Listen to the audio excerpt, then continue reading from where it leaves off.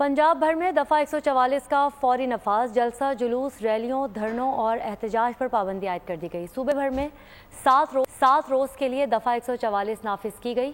अमन व अमान के क़याम, इंसानी जानों, इमलाक के तहफ़्फ़ुज़ के लिए पाबंदी लगाई गई। पाबंदी का इतलाक़ दहशत गर्दी के ख़तरात के पेश नज़र किया गया।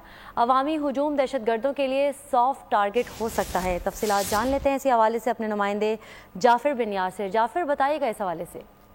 जी बिल्कुल, पंजाब में भर में जो है दफा 144 का फौरी तौर पर नफाज कर दिया गया। नोटिफिकेशन जारी कर दिया है। सेक्रेटरी दाखिला नूरुल अमीन की मैंगल की जानब से जारी किए गए नोटिफिकेशन में बताया गया है कि पंजाब भर में जलसा, जुलूस, रैलियों, धरनों, एहतजाज पर मुकम्मल तौर पर पाबंदी होगी और ये सूबा भर में 7 रोज के लिए इसका नफाज किया गया है।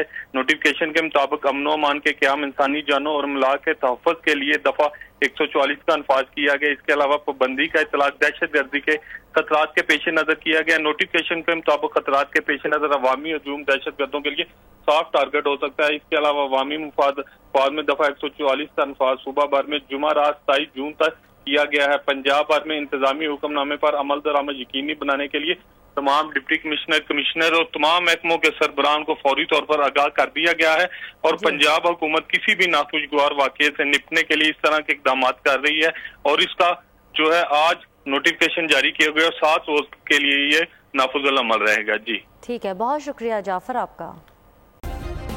सब्सक्राइब करें और बेल दबाएं ताकि कोई खबर रह न जाए।